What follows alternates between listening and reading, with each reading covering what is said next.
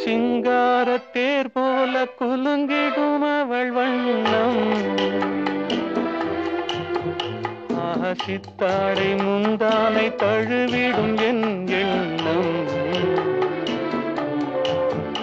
அவள் எங்கே என்றாள், நான் இங்கே நின்றேன். அவள் அங்கே வந்தாள், நாங்கள் எங்கோ சென்றோம், எங்கோ சென்றோம்.